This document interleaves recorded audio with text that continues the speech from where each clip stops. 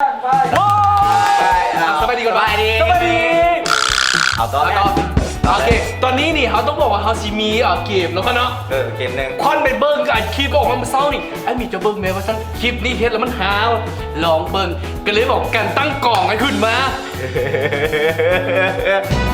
ไปรุ่นกันว่าสิเป็นแบบไหนนะครับเนาะเอาจังสิเดี๋ยวเขาไปเบิ้งว่าทีมงานที่สิมาห่วงมวลเฮามื้อนี้เนาะมาห่วงผีบ้านนะมื้อนี้เป็นแบบไหนเข้ามาเลยมาแทนนี่เอาเข้ามาเลย เข้ามาเข้ามาเดี๋ยวตอนนี้เขา อย่างอีก ตอนนี้เขากำลังเอิ้นเฟรมอยู่เข้ามาเนาะเข้ามาอีกคนนึงแบบ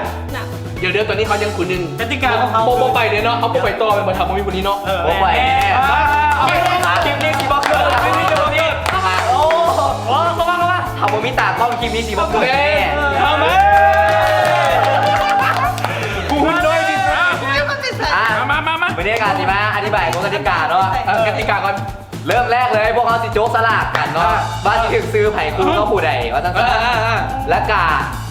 มีอันหนึ่งมาลินคือถ้าพม่าหอมแก้มกันเนาะถ้ามันไผ่หัวก้อนหัวนั้นคือแพ้สีถึงอย่างนั้นนะเดี๋ยวแหละอันเมื่อกี้เนี่ยเป็นเฟรมที่แบบทดสอบคือมาแป้งเป็นยังไงครับไปเบิ้งกันเลยเริ่มแรกเลยพวกเขาสิให้คนหนึ่งเป็นแขกรับเชิญสุดพิเศษเลยก็ว่าได้สิมาโจ๊กสลากแล้วก็มาเบิ่งกันว่าซื้อทีมงานคนไหนที่เราจะได้นะว่าสิได้คู่กันนะแมนมาไผ่สิได้คู่ไผ่มาซะไปเบิ่งคู่มาโจ๊กสลากเขาเลยเชิญเลยเนาะครับแขกสุดพิเศษของเราในมื้อนี้เนาะ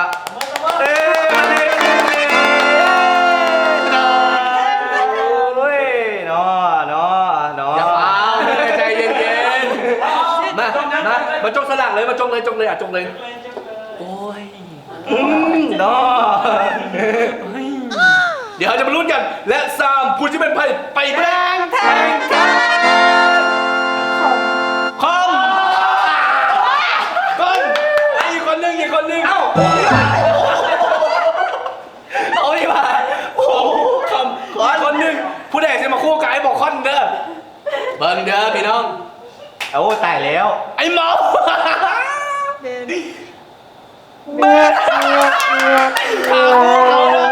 ดี๋ยวเอาเป็นว่า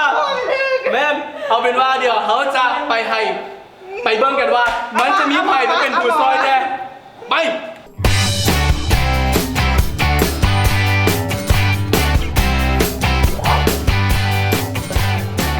เรื่องว่า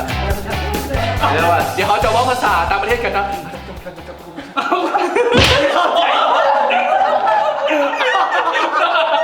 เดี๋ยวเอาเป็นว่ากติกาแรกเขาจะให้2คนนี้หอมแก้มกันก่อนคนใดหัวคือฟาดหัวเอาพร้อมแล้วเอาเลยเนาะพร้อมแล้ว3 2 1เริ่มไปก่อนอันนี้เลยมันหัวหอมกันมาติดทุ่งมาถ่ายทีเริ่มก่อนเดี๋ยว1 2 3หัวเอานะเป็นหน่อยพอไหม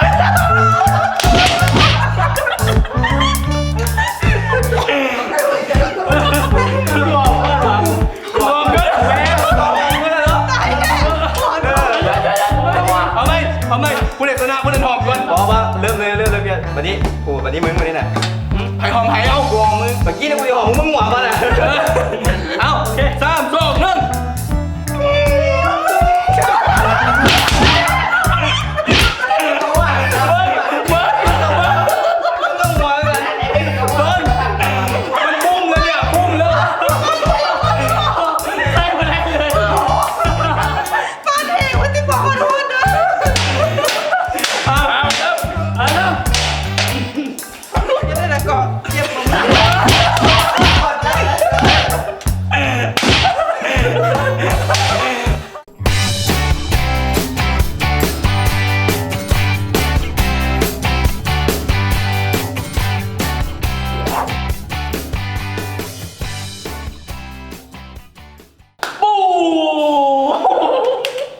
เรียบร้อยไปแล้วสำหรับเคสที่1วันนี้เขาจะไปต่อกันเป็นบ้างแมนรู้สึกยังไงเมื่อกี้โอ้ย ยังเงี้ยเขาอีกเหรอ เอาเป็นว่าไปโจกสลากเอาคู่ที่สองกันก่อนมานางงามมาจกแทนเดี๋ยวถามเบิ่งเด้อจกหมอกออกมาแล้ว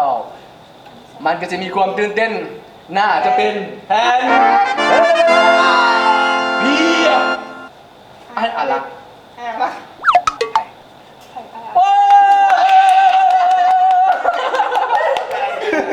ซื้ออารักเด้อซื้ออารักเด้อ ไป คนที่สองต่อไป เข้ามา เออ แทงเดี๋ยวเขาสิมาเบิ่งว่าคู่ที่สองเป็นใคร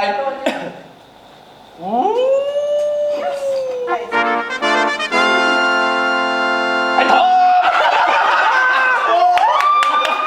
มาเร็วมา จับด้วย เอา มากติกาที่หนึ่งเอาไปไหนดี หอมแก้มเป็นซิโก้หอมแก้มกันเนาะมันไผ่เป็นไฟหัวกันคุณนักกันต้องถึกแบบที่ข่อยถึกเมื่อกี้นี่แหละ เดี๋ยวหอมแก้มปัจจุบันเนี่ยหอมแบบที่อันนี้มันเอาเริ่มเลย เริ่มจากพร้อมกัน3 2 1บนหนึ่งสูพอได้บอกพันเอาไม้บนหนึ่งแก้มซ้ำ1 2ว้าไปเอาเลยนะมึงโอเคหยุดละมาไม่ได้กติกาเอาคืนมันคน เอาคืนหนึ่งก่อนแต่หอมคืนก็ไปกันมาแหละ ถามยิงเด้อ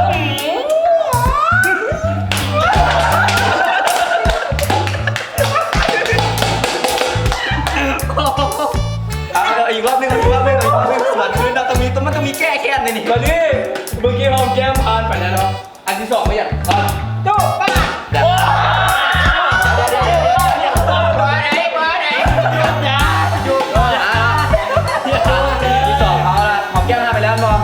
วันนี้เขาก็จะมาซักไส้ ให้บอลลีกเฟนตลอดเปิดข่าวนี้หมู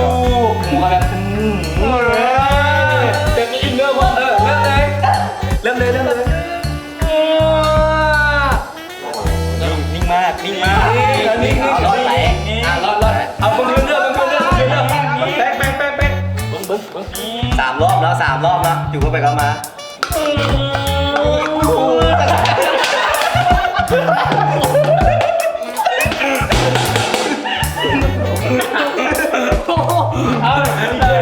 อีก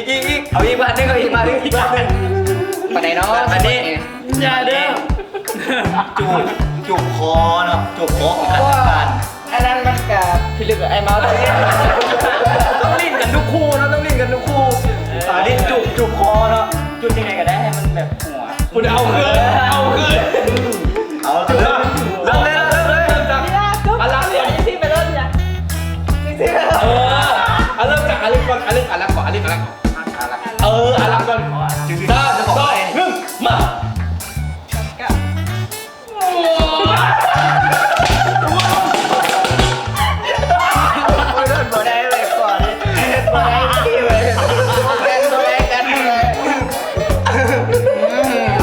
เอามาเริ่ม เอาคืนเลยวะเนี่ยมาใครเอาคืน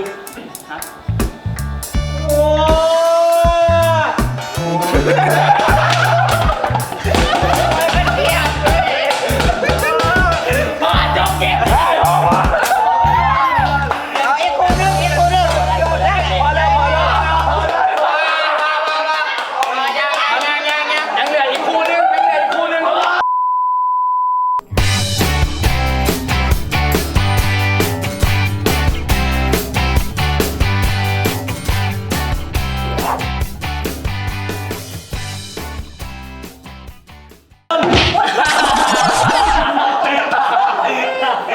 มาตีช่วงก่อนใครจะได้จุกไปก่อนมาตีช่วงนั้นใครจะได้จุกไปก่อน เอาเลยวะ มามาใครจะจุกไปก่อน 3 2ปุ๊บเอาไปเดี๋ยวไผ่แพ้ไผ่ชนะไผ่จูบไผ่ ใครชนะได้จุก แพ้ แพ้จุกไปแพ้จุกมา แพ้ได้จูบ แพ้จุกมา คือได้ไผ่จูบไผ่ก่อนงงเลย คนแพ้จูบคนชนะ คนแพ้จูบคนชนะ โอเคถึงแล้ว โฆษณาได้เท่าไหร่ โฆษณา คือจูบ จุกมา 3 2ปุ๊บคือได้กูจูบ ใครชนะ นมันกะบ้านเขาน้ำผู้รักผู้ใหญ่เด้อตรงหัวนี่นะ อย่าโลดแล้ว ต้องเริ่มเลยไหมบ่นี่ เริ่มสิครับ เดี๋ยว เดี๋ยวเริ่มกันเนาะ ห้ามหัว ห้ามหัวเอาเลย มีเชียวนะโอเคผ่าน นิ่งขวาเอาเราจุดเลยจุดกับเพื่อนเอาจุดกับเพื่อน ถูกก็ไปกับร้านนี่ เดี๋ยวนับกันเลยนับกันเลยนับกันเลย 1 2 3ไป อย่ายิ้มเด้อ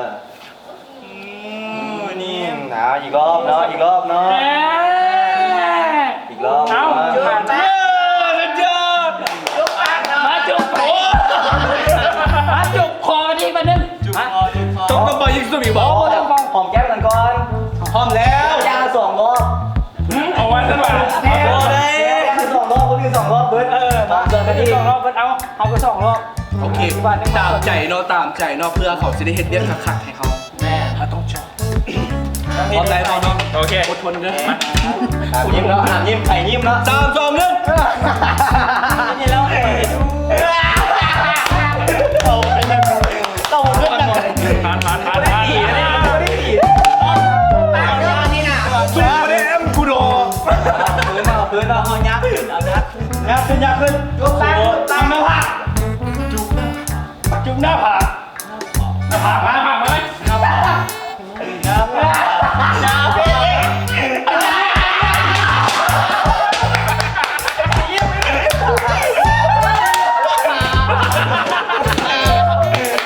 พวกคุณนวลมาแล้วมาจัง ไอ้มีจุด สู้พวกคุณนวลมาแล้วเอาแบบตัวดิ ยกคอจุ๊บคืนก่อนจุ๊บคืนก่อนจุ๊บคืน จุ่มน้ำผ้าวะ 1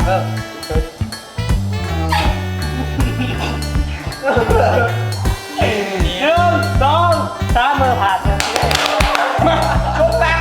ะมาเข้าตีเลยเนาะ เนี่ยแหละ จุกคอ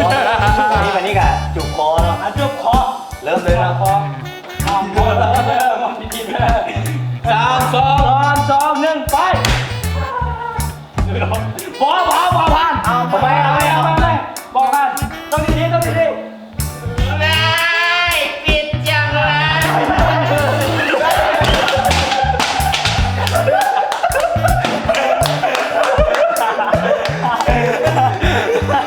ปิด เอาพื้นก็ได้ แล้วเนาะ สูตรสีแหงบนตีบอล เอาพื้นเนาะ ปิดจังเลย อันนี้ดีแล้ว ตายแล้ว ไปแล้ว เมา จับมือขันลูกกันอีก จับมือกันดีๆจับมือกันมากให้ทุกคนรักกันยกกันอันนี้นะ เอาเลย ยกกัน ขอให้เมาขอที่รายการ จุกเมาจุกเจ้าเนี่ยมัน จุกคืน จับมือกันเอา1 2 จุ่มแก้วเหรอจุ่มเนี่ย ขอแล้วมองกันเอ้ยนุ่มนวล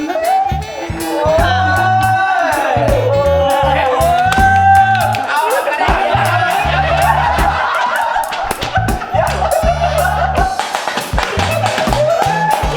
เอาเป็นเด็ก ไปเลยเดี๋ยวไปฝากคนติดตามฝากคนอย่างก่อน กดซับสไครต์